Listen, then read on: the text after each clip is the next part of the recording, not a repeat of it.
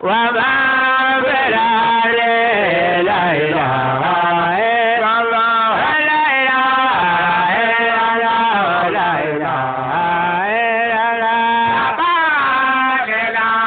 ما في السماوات وما في الأرض لا إله إلا الله لا إله إلا الله لا إله إلا الله لم ترى لا يسبح له من في السماوات والأرض والطير لا إله إلا الله لا إله إلا الله لا إله إلا الله لم ترى لا يسبح له من في السماوات والأرض والطير لا إله إلا الله لا إله إلا الله لا إله إلا الله صفاتي كل قد علم صلاته وتسبيحه لا إله إلا الله لا إله إلا الله لا إله إلا الله صفاتي كل قد علم صلاته وتسبيحه لا إله إلا الله لا إله إلا الله لا إله إلا الله والله عليم بما يفعلون في سورة النور لا إله إلا الله لا إله إلا الله لا إله إلا الله لا إله إلا الله لا إله إلا الله لا إله إلا الله الحمد لله الحمد لله اللهم صل على سيدنا محمد الفاتح لما والخاتم لما سبق ناصر الحق بالحق وعلى آله صراطك المستقيم وعلى آله حق قدره وبالجاه العظيم الحمد لله من توكل جمعة شاهدوا نعم ani mi be doni yinna kana mun to ko juma yawmul jumu'at yawmul jumu'ati juma ye lon togole jati nga mo le bika lo flamin bi kera ko le bi juma ye o do to ko salatu wa nafna lo fana o kote beni ta togolo jati olu sigini bele ole ni yayi ko bina juma misri daire tuma o ko le o ko amre ta do bo fardara ko sobe ko amre ka ta farda bendi be do boara note juma lo o ya togole a sere fana lo nani ko sobe bo alo do bina ake juma yo aba be juma lo atara ke lo fla yo don adabora le ka ta do bo fardara ko sobe o bete ni do e dobo fardara fay ga kutuba ke o ko sobe nota lomi mo go willa ko kata juma sere kutuba kuma ma fayoro la o to tay mais ni na kutuba be kera mo fanati kutuba ke fa jahili ko sobe o kon lo jahili be kutuba ke de alelo inyo be kutuba mun na misri lati alimamu nu be jahili mun sigin ba ko kono fa be jahili abe munafiqu wotu bana suratu jumatu ta folo doni lomi wo yimo ko wele jumalu servanara ko ko ka ta bude ke jumalu servana wo yimo ko wele lomi kray kambla tomi kam ko wele ko ka ta munike ya ayyuhallazina amanu ako awminu limanenanne ala kambe awma kraya o wele kana idha nudiya li salati min yawmil jumu'ati imayi akuna o wala kwa kata seri min yawmil jumu'ati jati jumalon korona na wo ya wele kwa ka ta siri imai ko ni anye o ka do fula le ke jumai ko sabe ka soro lo yere togole ko juma jati ko lu ya wele kwa ka ta siri jumalon na fata wela zikrillah ama bon ni kutuba tumbe aba fata wela al khutba atubino fo wole tubina fo de akuli fosi awi ila zikrillah na kwa ta alaka togo fo ka soro ka fwaye sabi kono kadi aflaha man ta shaka wa shakara isma rabbi fasalla wa utawa odo kwa itine ka ta ala togo le fo amma fo ka tire ka ta kutuba ke la kutuba ni kallo kutuba ke jumaluna mago nyafe haramulo jati haramulo koy min fana sigin bɛ ka to k'i filɛ i bɛ ka kutuba in kɛ o fana ye lalatɔ le jate nalumanbaw o t'a lo o t'a ɲɛɲini fɛ aw kɔni e ti fɛn min lɔ e t'a ɲɛɲini san joli lo an bɛ kutuba kuma fɔra yan o bɛ na jɛni de o ni jɛni ka kan kosɛbɛ fo ka yɔrɔ ala yɛrɛ ko a tɛ baara kɛ ni naluman ye a t'a kɛ n'a ye ko ale bɛ baara kɛ de k'aw min y'a kilo na ko a tɛ wolo a y'a fɔ ten wotuma ko kutuba yi ala kira ka tilera sallallahu alaihi wa sallam naam munafugulu tɛ bɛ kutuba kɛ ka to ka ala kira nɛnɛ oui kosɛbɛ n'o tɛ ala y'an wele yan ko an ka tile ka taa ale ka tɔgɔ fɔli de ma jate a ma fɔ yan a ye tile ka taa kutuba kɛ kutuba yɛrɛ kuma de tɛ yen a kɔni tɛ yen a ma dɔn ko a yi sanni feere dabila a lon pe pewu mɔgɔ dɔ bɛ yen k'a fɔ de fɔra ko k'a dabila ko mɛ ni juma waati juma n ko i bɛ juma lon de yɛrɛ nalumaw kabini dugu gbɛra juma su yi juma mouvement kɛ ka ban kabini dugu gbɛra n ko a lon de million mille juma a jate juma don k'a minɛ sɔgɔma fo ka taa a se fitiri san million mille juma a fɔra ten ala ko fɔli de bɛ yen aw ka yɛlɛmɛ k'o kɛ kutuba ye ala kira tɛmɛnen kɔ ka ko caman cɛ lon kelen ala kira ma lɔ ka kutuba kɛ mɔgɔ ɲɛfɛ misiri la a ma kɛ ka ye a ma kɛ ka ye a tɛ yen ayi ni karamɔgɔ min ka kɛ ko a laanibara ko a bɛ yen a ka a yira an na ala y'a fɔ kira ye ko a ka juma seri ko mɛ ko a ka kutuba kɛ e ka haya yira anw na bani a kɔni dɛ a ko ila sɔlati le n'aw dun wele ko ka taa seri ma ko a ye tele ko ka taa ala ka tɔgɔ le fɔ jate n'a ye ala ka tɔgɔ fɔ ni seri waati sera a b'a kɛ fɛn atubana tun fɛ a k'i mu sɔlata a fɔra ten o de ma fɔ wa o le fɔra o mɛ a dun ɲaamu kun ye jumɛn de ye o ko to n'an n'u taara kalan kɛ yɔrɔ min na a karamɔgɔninw bɛ pan ka yɛrɛ kɔnkɔrɔnkuru dɔ sanfɛ k'a ɲaamu ni tile bɛ fɛ ka kutuba kɛ k'an nɛnɛ ne jabatiw la o b'o kɛ ala ma sɔn anw ka kutuba fɔbaga yɛrɛ jaabi mɛ n bɛna haya d'aw ma a kɔni dɛ n'a diyara i ka kutuba kɛ k'i fɔlɔ dulon i ka tagara bere kan o ye yɛrɛ ka problème aw kɔni n'a tigɛra i ka taa sonsoro siɲɛ fila ka bokuru fila bɔ ka bɛn i ka kutuba de ɲa sini bɛ tile ça c'est ton problème a kɔni n'a diyara i ka suru ni fun bɔtɔ ka bɔ i b'a biɲɛ kɔnɔ o ye yɛrɛ ka ko de ye a kɔni o y'a an ma o sɛbɛnlen ye o la o tɛ yen e fɛn fɛn fɔ an tɛ kuma ni puisque an b'a dɔn e mɔgɔ bɛ ye ka ban kosɛbɛ a ko le ko an ka sanni feere bɛɛ dabila ala ko fɔli fɛ pour les croyants, quand on vous appelle à la prière du vendredi, accourez à l'invocation de Dieu, interrompez tout négoce. C'est un bien pour vous si vous saviez surat le vendredi verset 9.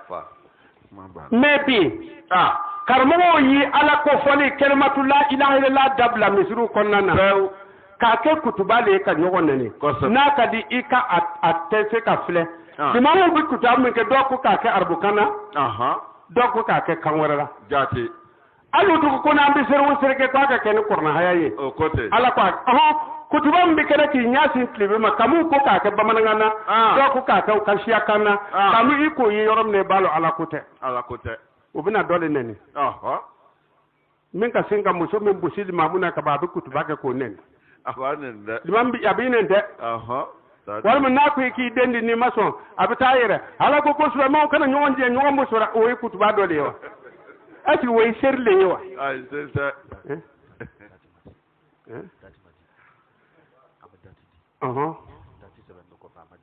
Tatu juma. Wotu ambalmawo. Na. Ko man na kete sa? Aha. Anga soroka tuka amina wajuru ke biloni na. Aha. Ka kutuba yere nya fawye. Wo be na juma lo. Je kalo tletano so samba anita aniduru. Aha. O kera bo bojula so secteur vendire. O kera. Ura amina songo kanka. Jati. Katana e folo. Aha. Ura kutuba ko yengalo. Tienta. Jaayu tibe kutuba ke bolon na katuka alakra nen. Ko sobe. Alakra banin ko. Adumba lo bina cheni gaya. Abalo. Abalo. Obina na kelmatu be bo misir kono. Peu. Ka ke uka kutuba wole. Suratu Furqan ko nana ayambi woro ni fula.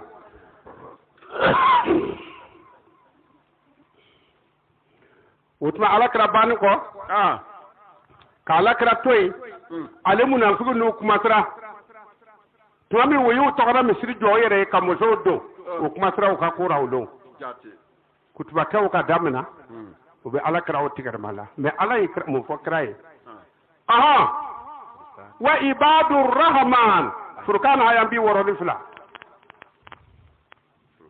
Ko alaka joyere. Olu be sogodi. Wa ibadur rahman. Ako ala yere ka jon yere.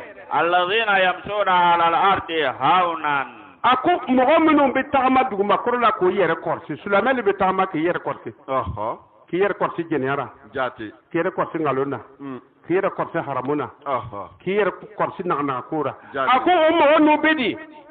Wa idha khatabahumul jahiluna. Ako di jahilu yukutuba ko kama yaye.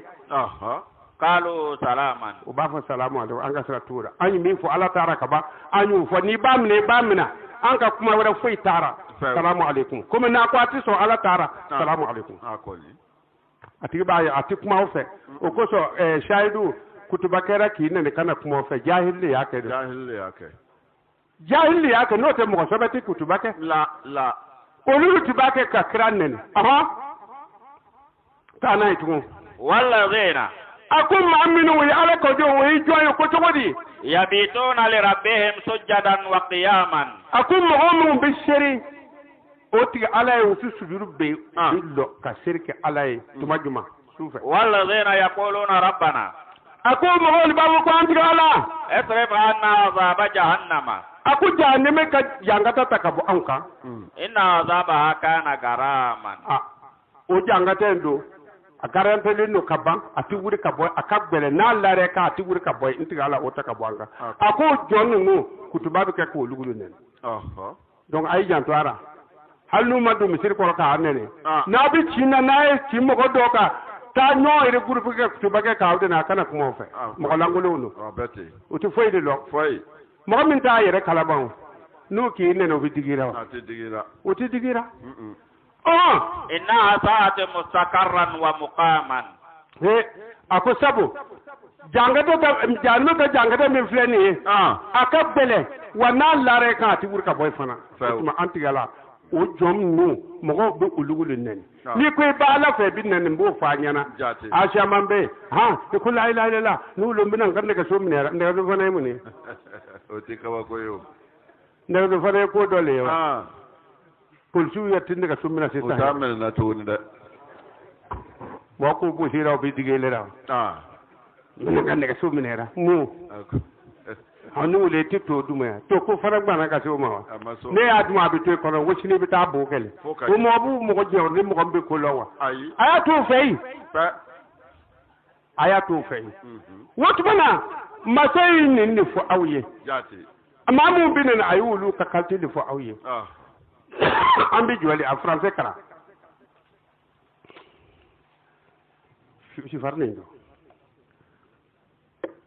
Voici quels sont les serviteurs du miséricordieux. Ceux qui marchent humblement sur la terre et qui disent paix. Aux ignorants qui s'adressent à eux. Ceux qui passent la nuit devant leur Seigneur prosternés ou debout. Ceux qui disent notre Seigneur, Détourne de nous le châtiment de la gêne, car ce châtiment est un malheur sans fin. Sourate la loi, verset 63. Suratu Baratu yi mun fɔ mɔgɔw ma a y'an kɛmɛ ani tan ani saba a ye mun de fɔ mɔgɔw ma minnu nana ka n'a fɔ ko ala ka tɔgɔ ti fɔ ko k'a kɛ kutuba le ye ka ala tɔgɔ bɔ yen k'a kɛ kutuba ye n'o tɛ ala tɔgɔ le tun bɛ fɔ k'a daminɛ fɔ waati min ka nabi burama n'u tilela ala tɔgɔ de fɔ a ka bon kɔnɔ le nom de Dieu le nom de Dieu mais a ko jahiluw nana woli bɔ yen k'a kɛ kutuba ye n'o tɛ i bɛ kɔrɔna yàrá ti kutuba yɛrɛ kuma yɛrɛ le mɛn a kana fi farikɛ. Wa man aslam mimman mana masajid Allah. Ala to k'a fɔ a ko jɔnni to kɛbaga ye dibi kɔnɔ mɔgɔ ye jɔnni ye mɔgɔ min ye ala ka misiri kumaniya an yuzkara fiha ismuhu. i m'a ye ala tɔgɔ le tun bɛ fɔ yen mɔgɔ tɔɲɔbagaw dibi kɔnɔ mɔgɔ kolɔnbariw olu nana fɔ ko ka kutuba k'ara a ko jɔnni ye tɔɲɔbaga ye jɔnni ye dibi kɔnɔ mɔgɔ ye maa kuntan lagalagatɔ mɔgɔ min ye ala ka misiri kumaniya ko ala ka tɔgɔ tɛ fɔ ye ko fɔ ka kutuba le minɛ wole gbani b'o fɛ sisan ni mana paban ka yɛrɛ a ka yirikuruni ka bɔ b'a ɲasin terebe na e ni ala cɛ seri de ye nin ye batu tamori batu tamori wurujoli koni i fɛ i bɛna lɔ mɔgɔw ɲɛfɛ ka to ka i ɲasin terebe na ka to ka kutuba kɛ seri yɔrɔ dɔ le b'o ye wa ayi juma seribagaw ɲininka bɛɛ bɛnni b'a ma ko juma ye sunna le ye a y'u ɲininka o la fɔlɔ ne ko juma nin mun don a bɛna fɔ ye ko sunna lo bɛɛ bɛnni b'o ma ko sunna lo hali n'a m'o fɔ a b'a fɔ ko kutuba le ye sunna ye juma nin ye farida ye lɔ fila nin kɛ donc a ye sunna ta ka taa farida fankelen bugɔ ko bi i y'a ye yɔrɔ juma de la ko sunna bɛ farida wuli o bɛna fɔ ye ko juma ye sunna de ye i b'a ɲininka komi juma bɛ ye sunna ye n'an y'a seri ka ban farida min bɛ yen n'u ka gbɛlɛ ka tɛmɛ sunna kan o kɛra cogo di ale tagara min don o don kam an ye seri daminɛ tɛnɛlon a seri fana tɛ yen wa lɔ joli lo tarata a seri fana ye joli ye araba seri fana ye joli ye lamisa lon seri fana ye joli ye juma lon a seri fana ye joli ye mais aw nana kɛ fila ye lɔ fila in tagara min o dun n'a ba jeli kɔnɔ wa a fa fɔlɔ de tagara n'a ye ka mɔgɔw nɛgɛ ka dɔ bɔ u ka farida la u ka farida bila n'i y'a ye ko an bɛna juma sigi dɔrɔn fɛ ka lɔ o bi fɛ ka lɔ fila de instauré mɔgɔw ka lɔ fila tigɛ k'o firi a ɲagamina mɔgɔw ka farida tiɲɛna o taara lɔ fila kɛ se juru tɛ to mɔgɔ la i b'a juru sara lahara ala dun fana ko seri yɔrɔ tɛ yan ko seri banna yan donc i ka foyi ma dafa i ka kan ka jɛni de a y'a yɔrɔ kɔrɔsi o ko seri juma ye sunna de ye donc ni juma don sera farida tɛ yen olu dun ko minnu ma taga misiri la k'olu bɛ lɔ naani de seri so o y'o fɔ tɛnɛndon don wa juma don juma don tɛ wa o seri fana kelen tɛ wa ko n'i taara so limamu tɛ kutuba la ko i bɛ lɔ naani de seri o misiri kelen kɔnɔna na mais mun de kɛra sisan limamu de bɛ lɔ fila in ɲimina wa o tuma n'a tagara kɛ ni limamu bɛ lɔ fila in ɲimina limamu y'i batara mɔgɔ ye ka kala lo a nani bɛ sitara lo ka to ka mɔgɔw ka seri tiɲɛ e bɛ n ka lɔ fila ta bon aw yɛrɛ ni ala cɛ limamu lɔra ka ɲɛsin terebe olu yɛrɛ ka kitabu la ko ni limamu ye min kɛ ko n'i ma kɛ fiyewu k'o tuma ko i ka seri man ɲɛ limamu ye berija minɛ ka sonsora boda kan siɲɛ fila e ni m'o kɛ aw sera k'a ɲɛ wa ka to k'a filɛ bon ni kutuba de bɛ ka lɔ fila ta an ma ban o la o tuma limamu t'ale dafara kɛ bari limamu ye kutuba kɛ lɔ fila ka na lɔ fila wɛrɛ kɛ n'a ye ale t'a ma kɛ naani sa wa hali u ta tɔ fila in tagara min u b'aw tromper de ka dɔ bɔ a ka seri la a bɛɛ bɛ bo kara lahara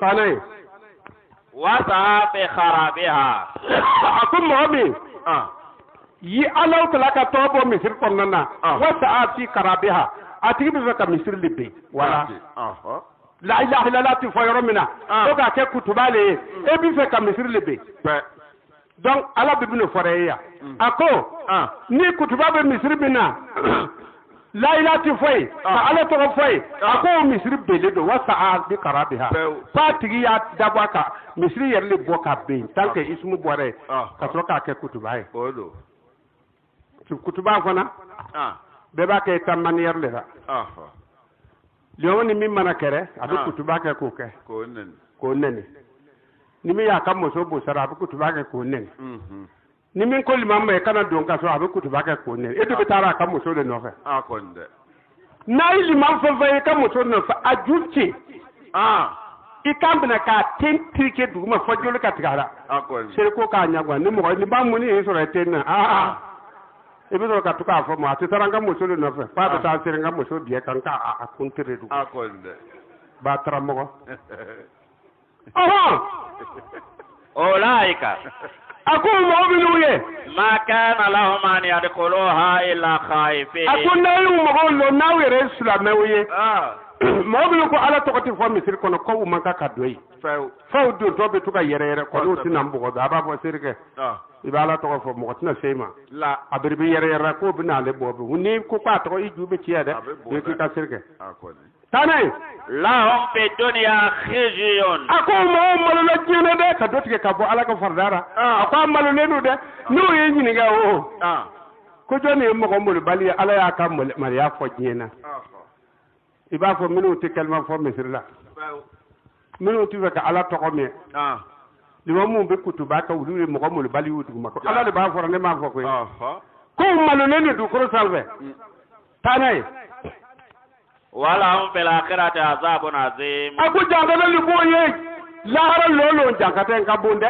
ko ju abi muni foreye kutuba limamu aba foreye yawo apa bi do jani me kono sigatola oli fore amamun munu olo ba bi ta jani me kutuba ikere yoro suna mogoli ba karawo taju mogoli ba karawo tan no be kutuba ka bi ta jani me kono sigatala donc an jabara an ka fle wuli fora ko jahil be kutuba ke alors qui donc est plus injuste que celui qui s'oppose à l'invocation du nom de Dieu dans les mosquées de Dieu et que ceux qui s'acharnent à détruire celles-ci alors qu'ils ne devraient y pénétrer qu'en tremblant. L'opprobre les atteindra en ce monde et dans la vie future un terrible châtiment les attend. Sourate la vache, verset 114.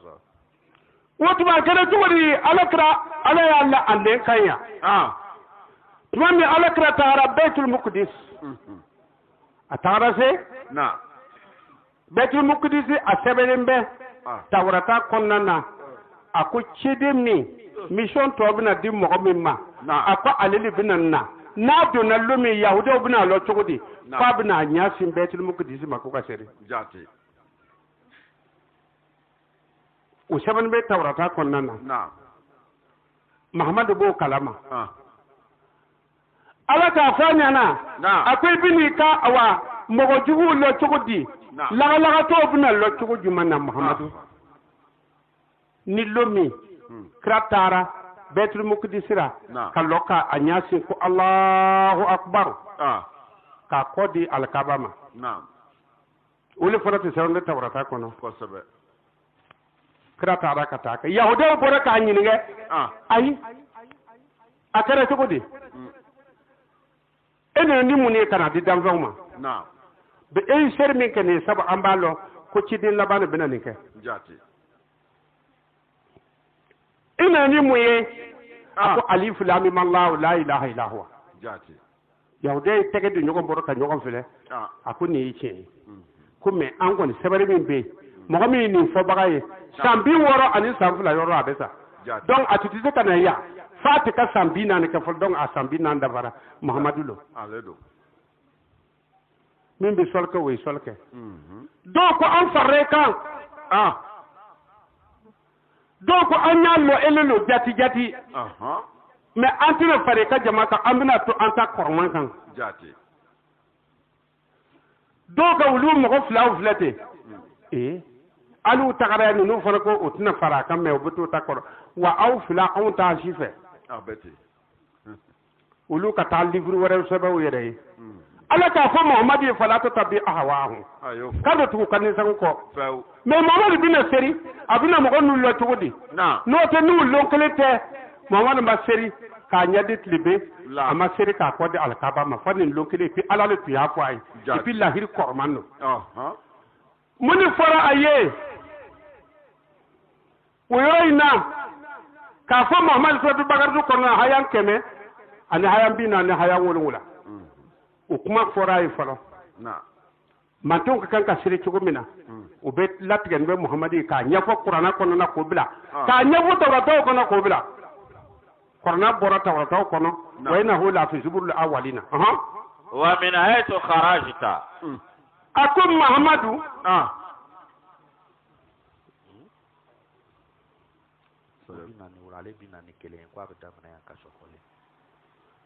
suratu bagatu kemeni binani ane wolon wala walli kulli wujhatun huwa mawaliha wale kulli wujhatun huwa mawaliha akwa kelingeli be ko nyasi yoro ba fe donc a forale mahamadou e ka nyasi yoro alkabai jati ulona kabla olona nunu fana nabi shaga kaddo alu fana ka nyasi yoro betul mukdis li donc bena ka nyasi yoro odo ala ma fo mo shie iki koyele me ita sérieuxement ka inya simple be wote fastabiqul khairati ayyuko ala ka herala ala kuma mi fo ay barake nuye na aina ma takunu yati bikumullahu jami'a na yu ke ka ba atu abi yoro ala binan na aw be ka aw farjo kan donc ay barake ni ala ta seberle ba minu be serra ko nya simple be na o no ye kutuba tigu no ye o ba kuma a hayan bora korna yoro jumande ra ko kas do ko nya sentere bena ko ni ate korna yoro si la kraya nya si shekere ni betul mukdisma ala fana bina na boy mama ya nya si mi fora fana boy na hayan lor hayan kan aka fa muhammadu ye inna allaha ala kulli shay'in qadir fa ala le bi se fembe la jenna aka soro ka fa muhammadu ye ni na ni nyasi yam sai sotu bagartu konnana hayan keme ni binandi kelena ni na ni nyasi yam fe tuma mina muni buna foyma il y a pour chacun une direction vers laquelle il se tourne. Cherchez à vous surpasser les uns les autres dans les bonnes actions. Dieu marche avec vous tous où que vous soyez. Dieu est puissant sur toutes choses. Sourate la vache, verset 148. Anu yerkan laje. Ko nyasi yorli bibbefe. E aw ka alamna ala krate tumanamna. Alu ka ali mamu nyasi yoroket libini. jati Batuta morli bawe. akoni Batuta morli be sere wuru fin kanka ko nyasi libina akere batuta mori. o kero we Lima musise ka yire. Korna konna kwa fara ni jumalo siranga nyasi libe. la afodale ni jumalo sira eta alaka to le fo kutuba kuma magoy ole fo utma muhammadu ni na ni nyasi sotu bagaratu kon na hayan kame ni binan ni kile o bina muni faye Sayaqulu subhanahu minan nas.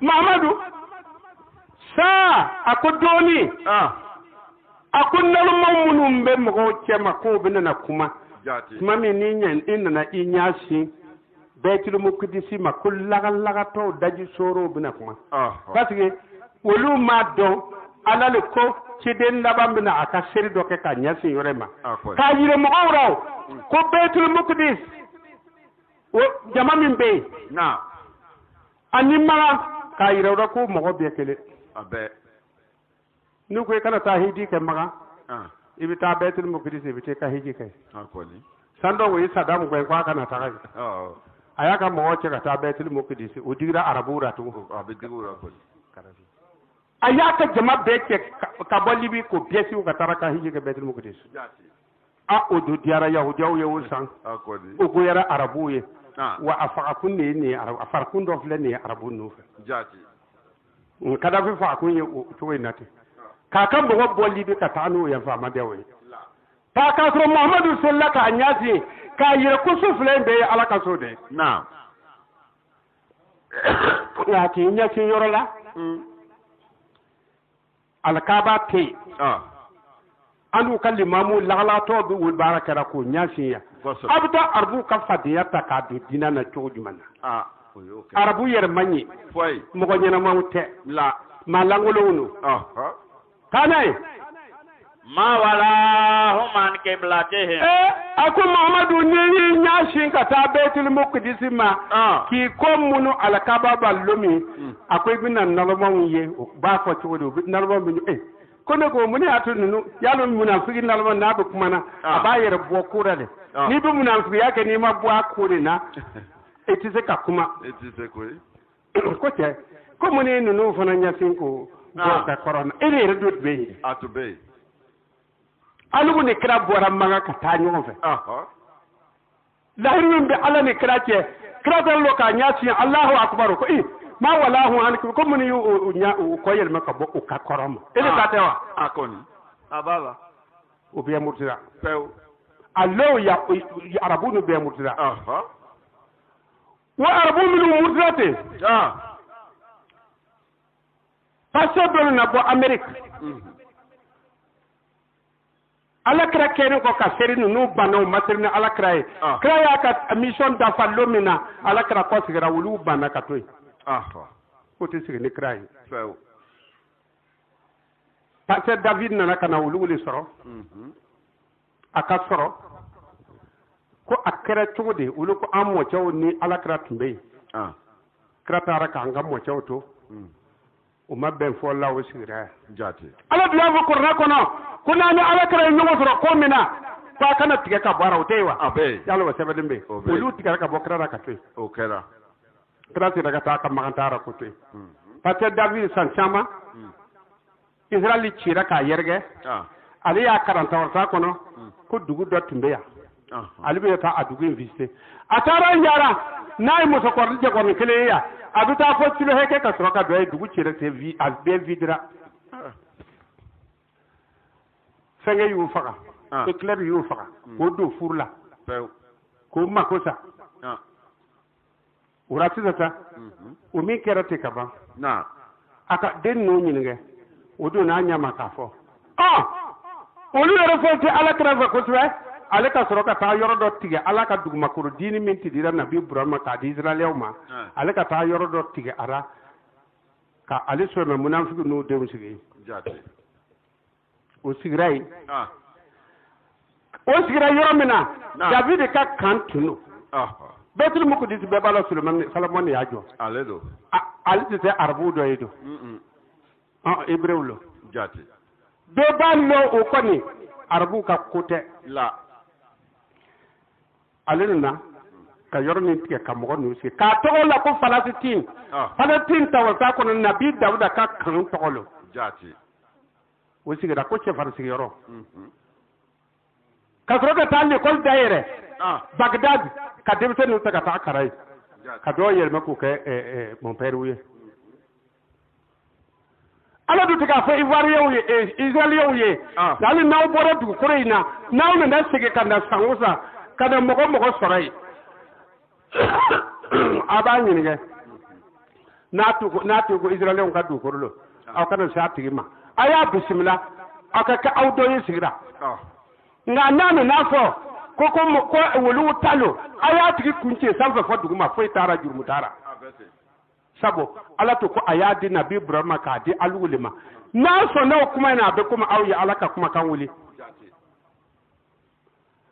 wannan na mami israelion ta artubi alayi usige kana oyi onye nga fatini ya onye nga yo enjo talo ko wulu talo abe komi belya yi soro degunyi soro ele borra kataka dugudora ikaldu kormambe ya ina naka na soro do ya flanke di doma aw ka fil abidi aw joni eni ne ko kallu ko lu ti so ko lu talo papi korobe ebolo kere do tofle nota kere ba mango ni farati yau la follo mi cecena ala le ya din nabi burama ma to ako kerata auna na siga awfe kerabi bampe wala bi tawrata ira kon nu sonna ma kerabi bam ala ko nu sonna na ko izela kada so matu olu ko tizo ko lu talo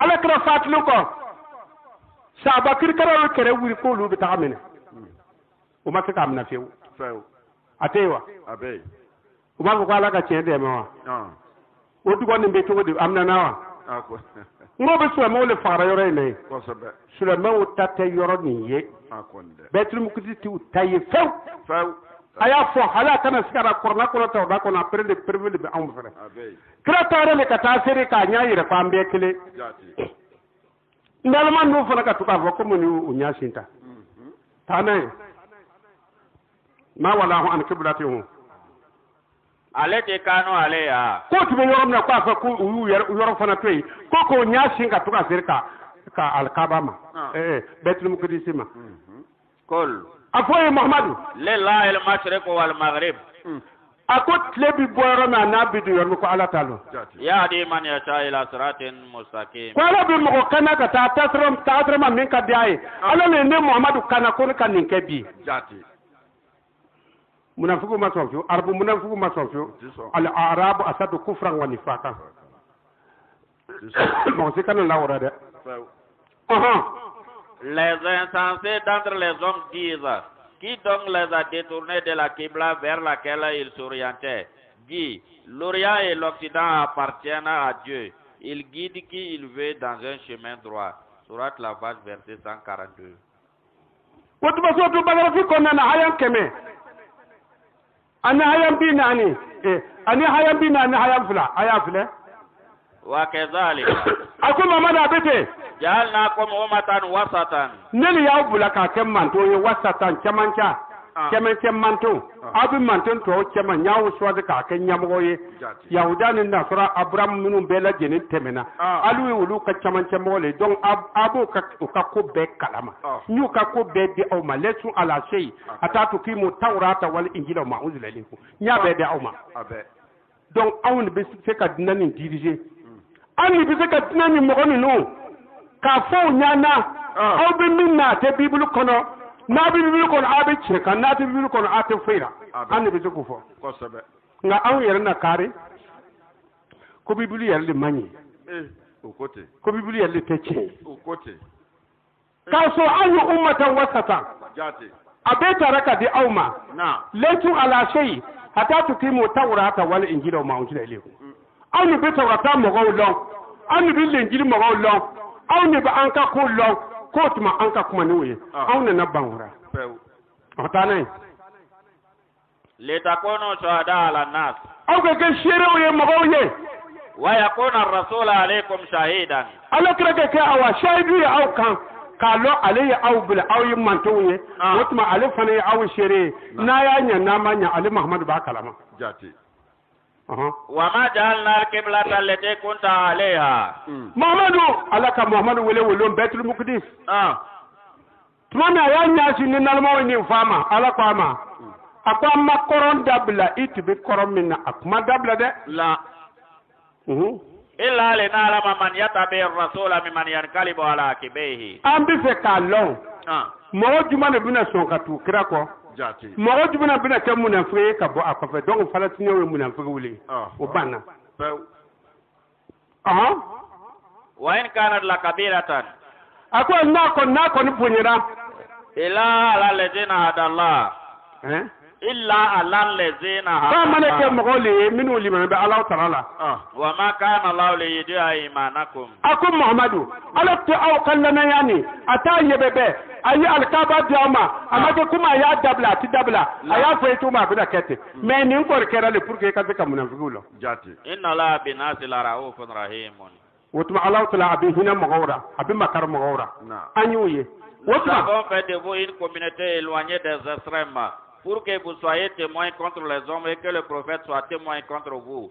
Nous n'avions établi la Qibla vers laquelle vous vous tourniez que pour distinguer ceux qui suivent le prophète de ceux qui retournent sur leurs pas. C'est là vraiment un grand péché. sauf pour ceux que Dieu dirige. Ce n'est pas Dieu qui rendra vaine votre foi. Dieu est en vérité bon et miséricordieux. La vache, verset 144. Tanaitu. Kadnara takalluba wajhaka fi samai. Manamina ni Muhammadu ni ala kwa makwaka shirika nyasi Baitul Muqdis ba.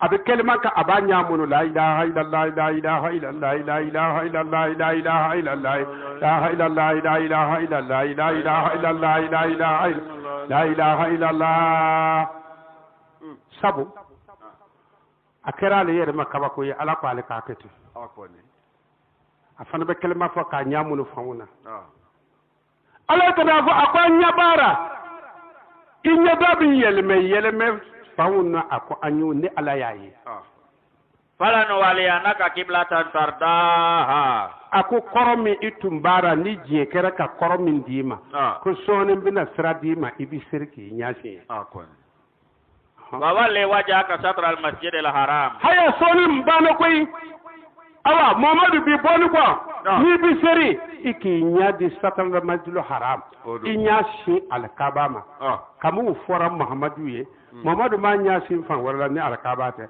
alu sulame ko bina alamna katuka ka budinga sin al kabama ka anyasi lebema jati katuka sonur ka bokuru ke kwa to kwalo be kutubara kutuba tigi janme teni iyayi sigatala ako soni bini nyasi koroma ibi jeni koromi minti dire maka korode ni kele pour que kasika munafigu do o munafigu le tore halana chede me ha sulamun amawudi yahudiyo ban fara be farnya sommi tibe yahudiyo da iga famo ani sabin be arabura arabu ka son ka jugu ka teme yahudiyo ta wala ka fali ayafo ako arabu ni munafiki babawle jati ako arabu do be madina koronana ne ala bo long e Muhammadu tu long o ti ene yerde fe fio o be sa munafiki yara wa e ala kala fakki isa itna munafiki nulo ale munafiki nu tumbe kra gere o tube do ba fi sa do be limo ko gwenga boara halli mo ka be kra ko bu gbenki mina ki kunti ka boara o dute ala kra yere fe ni kabako ide kabako lo chena wala ya su kamna nasi chi achena do o ta fe o dube maradu ala nifaq nahnu na ala wa ta'lamu o dube ni munafiq ne ala bolo e Muhammad tudo la o sigide mbe do lo ne dara tekraw mu ta'rafo iza ja kal munafiquna ila akra fa ba jahil nulu ta ban nulu do sabaw yere le ta'rafo not inni ala ke Umar wuni Sayyidina Ali Usman lo ne mur babawiye nunu bina se ka donwa o ti se olu bi se ka do tu ka se kra ko ka din fo la sahabaw yere loyi fasabe ala duma ko Muhammad ko de kafir akoni munafiqu ne nan naima akote munafiqu do be olu le kera ole na kra ko ko chode na shahadu innaka la rasulullah ako wallahi Muhammadu an shiraje yi araka chidin yere akoni we afote fo bi nyogo nyafuga nge wallahu yashhadu innaka la rasuluhu ala be shire ale ka chidini walakin al munafiquna la kazibu nga munafiqu ya bo dara ulu ta bo dara kuma biye kele ko kumbe chuchete ayu yoran fega nyade akoni ni munafiqu ala ko fo chowoto ala ko chete punga lolo parce que alama de ka tusukunni be ala ko tle ele ba fora jaaju suro yere te ala ko chete abete o ko to yol matake doko aka karam goma be kuma na prophète e kira eli wuraga kuma ako kalamu la safi famu ka hakun jati kwala ka kuma kai ce ita dalira ko to nu ta be farya abe ita mun fiki suro inje be karam gonu ta kutuba karam gonu o be fo ba be kalo abe korno ce bi lo sodi ni ya fo ibake uli ta kene yo me iba fo itake utme kelo abike che to juma wotuma ala ka troka ni fo oyi ahota na idone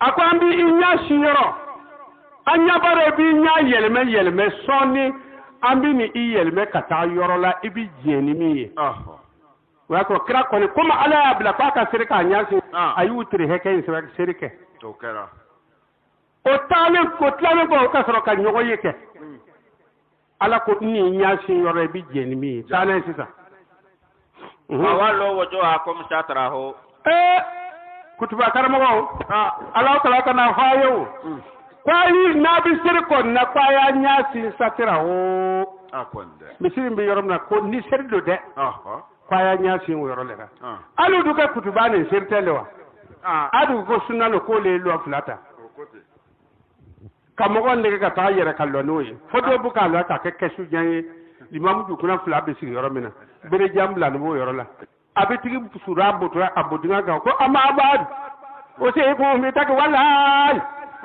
farnyalo kwali ba awladini ala saranyai ti nyati yango ala mo be banja tere bolera ele ka ala mina kallo kan na kan chama fo kamo neni itlan ko nen naw itara ka tay suru bodinga ka ka do ka wuri ka do ko ama abad o se ko mi tak wallahi wi bad jeni ketara afore ki nyashine wa nyabi simple boyro lera ala ko jone ko nabi sirra kwa ka nya simple be otei ni minu be kutuba ke ni ulara la o ka fo ke tu ngai ka teyu atei kwalibu ladini ala sira nyai ala sira mo ko be sir ko nyati yale akonde tane وإن الذين أوتوا الكتاب لا يعلمون أن الحق من ربهم أكو مؤمنوا على كتاب يجب مقبل وكاكوني ويترفان لنجيني ولو باللقني شهدي كبير على يرو وما الله بغافل عما يعملون أبي بارميناتي كو على من يناشي كودة Nous te voyons souvent la face tournée vers le ciel. Nous t'orienterons vers une qibla que tu plais. Tourne donc ta face dans la direction de la mosquée sacrée. Où que vous soyez, tournez votre face dans sa direction. Ceux qui ont reçu le Coran savent qu'il est la vérité venue de leur Seigneur. Dieu n'est pas inattentif à ce qu'ils font. Sourate la vache, verset 144. Oh, ahayan keme, ani bi nani ni duru, bagaratu halibile. Alladhina atainahumul kitaba. Ako Muhammadu ne kitabu di muhammunuma yarifuna hu kama yarifuna abnaahum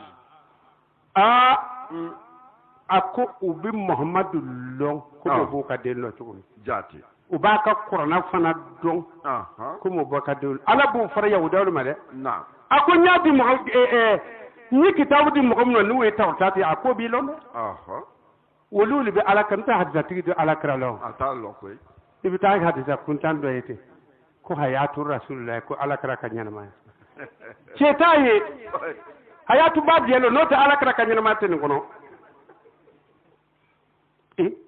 momin bina baramin ko be fora ka ban anana na ayu barakele ne kawo okera ole make akanyana ma ya doni yo to aluka afoko abalonwa otifoilo yahudia be alakara long ko mo boka dillo to komi yalo lomba na yo ko sabe nalu na ko kitabu take amma min to fo ako ta ko fara min to fara kan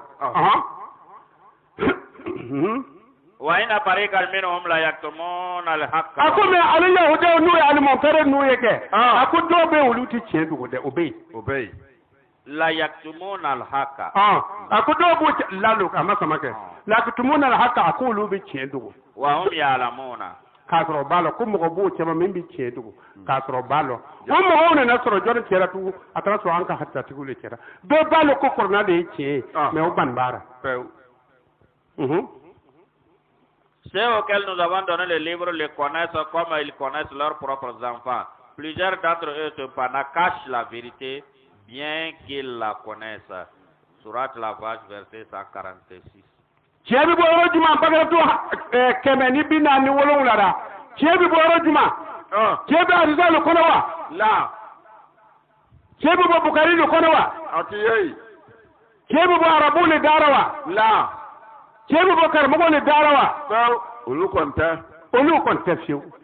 chebi boyaro juma jati ala hakko min rabbika akum muhammadu che yere kwa bi bo alale yoro no te mo ko kitaw fen wal fe kwa bi ngalo abe kuma do mabanzawa abana koy akum muhammadu ko chebi boyti alale yoro oh mo ko kwa shi te chebi bo alale yoro ko sobe ale kuma mi fo wuli bi che naam aka kitabu juma yira na korna kono tawtan de njil ana korna yere akoni don wulule che ka bo ala yoro naam arabu nyamgo bina min fode ko dugul limam baki imam maliki shafi hanbali perne bannu mo bi yere blawra akonde shafi kolu hanafi kolu akoni kolu mana kuma ko yace ambakar jatu horelato jakmanu fa o mo kuntan chogorba kuntani olu mana min fa kudu leke yor o to be yor mana atay aw yelle ayere to ko saba ayere no te korna kono te aw faw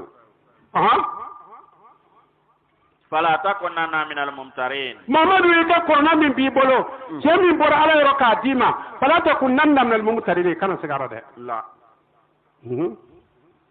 la vérité vient de ton Seigneur. Ne sois pas au nombre de ceux qui doutent. Sourate la page verset 147. Ali aya keme ani binan ani segi continue nai. Wa min ayatu kharajta. Ale tangata Muhammadu akwai bora yoro. Fa walli wajhaka shatr al-masjid al-haram. Ni bi siri bi nyasi yalta. Ni seri kondo ni alaye ni alaye togora ni bi seri iki nyasin le boyora de satlu majlu haram bi yororo suleme nyima be seri ka nya di yorolera na wa innahu la haqqu min rabbika ako alek alkabai ka seri ke nyasi yorola ko ne che yere kwa kuma bora e Muhammadu tiga alal yoro men binda kutuba karamo nyinige aba nyami sina wo che bora yoro juma aba biye ko wa fa foroka aw konde abora yoro juma foi foka nyasi te katuka nyoko ne kwanzante kondi che tara kutuba be misir fo ngono asirte che foi amogo bunu sigilme kafle usite che kan wa ka jani me dia o kon lora o yi haya ni so ko ni Muhammadu bora yoro wo loro ni akon bina seri fa ka nya sin koronera jati ni ala ko kono o le forai awni na fo juma ko sunalo aka kutuba ke sunayo ko le ka fardai place taw na limamu le bo ke ayere kilina ka nya sin tlibe ka so zoro ka gudi beri ke jugu ba dara domna ni baburu bara sorra tanay wa ma Allahu bi ghafilin amma ta'malun Mamadou kwala manjine fenko abi bara mike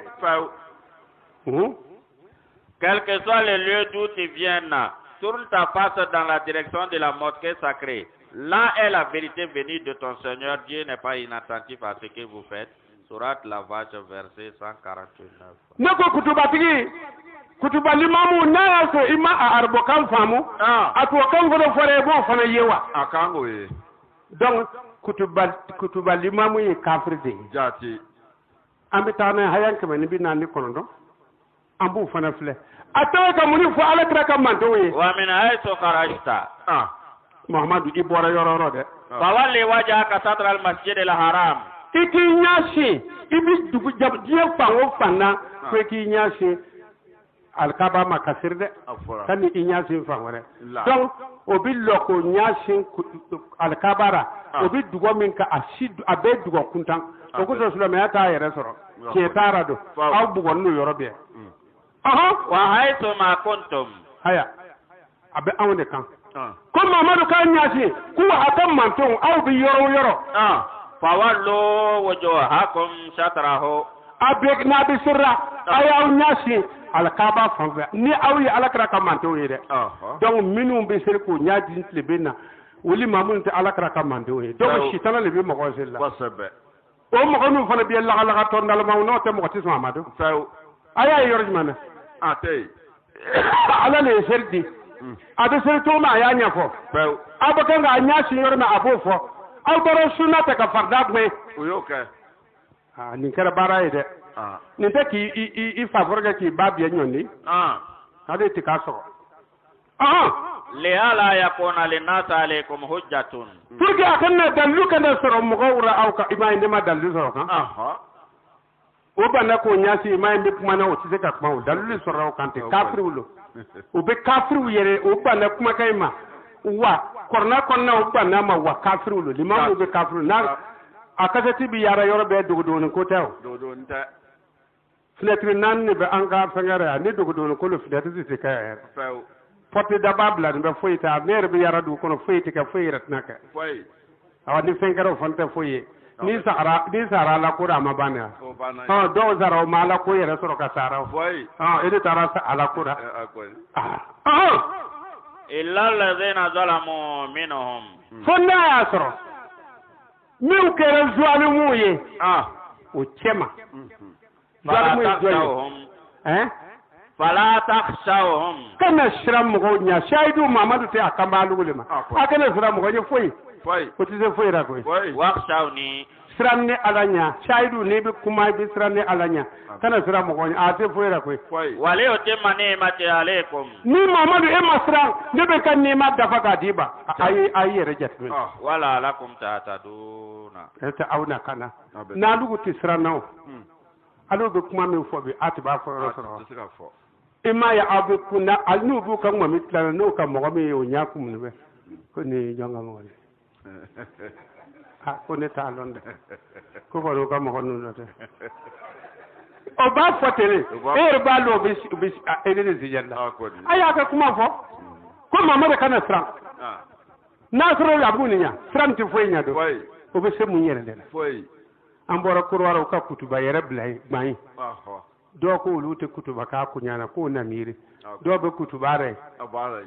Kamu yore malo jahilulo. Jahilulo. Ambora doro fofana.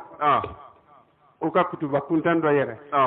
Kunu mafarti halifno kam mabruche ngo mo ganga bol mo mabriche no kanga talima min juti. Jalibi mo ka mabriche. Ette ka mabri la fayle ba che. Le ba che. Andu tare burra. Imba songa sigi. Anta ka ta do fo alika mbadiu ke ka yere jarake ko lutu man lonte ya fane munafiki amoro be tara farnyo ngaitu ko sebe mo ko kelen ni be o chema di mamun nuna o donna kany fo fane ne kany no te doni o kalli mamu yere me kutubate mina sey futa ka do bur kari riu ke minale ko e mun no ne ri tibi sowra on yere ti do yidu an to konde e ba to ka ando mbaro ante bana tumana me ka tuka e mina do futin kare no do kun kare ai ni mu mali ni la to yate akonde ni jahiliyate ni kafriyate sulame ba dara ko be mo ko fa atofo ni bi sowra ando ne akoni pourquoi imam bar foy etibite ka bolong ngbe sara an kana doyi akonde mbalo alni tere bodin aturi hambe do ameteme foy ta bari sigatala am bolin ko sanyi tebele ko tara ko so sigi akonde docteur après la mort saya tebele ko docteur bado na ko be fulal akiyama ka bawa akoni sara ka anu ma boy ka bawa e bi semuna foy pisi antara mi fo an ka dumuni ni tia ko sebe wamba na la so na dumuni bi jufa ka chefo bi libamu do juke ko sebe ni ko inata anu ke kutuba ka kama la aw bo kutuba la jina ka to ngone ba aw jati wa akonde neti aw jati nyina mi academicien yake waraba dinga dara warba kala modenu o bi kuma ka zakanya wa ati strawo ye koni feo o ti seje kuma ka zakanya la bobo karamo o timba ya minte bena o balo aw yere ka kangalo akonde awta amula kutuba ka aw kama bunna ko ma seifu la dai amuna ka nimi ko reke ita mobri na kyan ele ka la torti foye ka tuba mobri le kyan akonde mobri je fone ko ba dole mobri je ko bai ele ta ti kyan wa tabi chenke e ka kutuba le mi mina wa babu ya kuma ulo chete aya ka kuma fo ayi korna kala ka nyanyini ayi somo ni korre fu itara ni yarete nu yi fa wala ko bakere yi abete o min fa fa wada fo alako so fa ara ko so nyene ka olu maldo olu re ta madibura el min fa ara ko rabdi ra ko jumane aya ka ala ko ke ayi kuma fo fa tara te ka so korra te ka so ala ka ande Quel que soit le lieu d'où tu viens, tourne ta face dans la direction de la mosquée sacrée. Où que vous soyez, tournez vos faces dans sa direction, afin que les gens n'aient pas d'argument à vous opposer, à l'exception de ceux d'entre eux qui sont dans l'erreur. Ne les craignez pas, craignez-moi, afin que je parachève ma grâce en votre faveur. Peut-être serez-vous bien dirigés. La vache, verset 150. La ilaha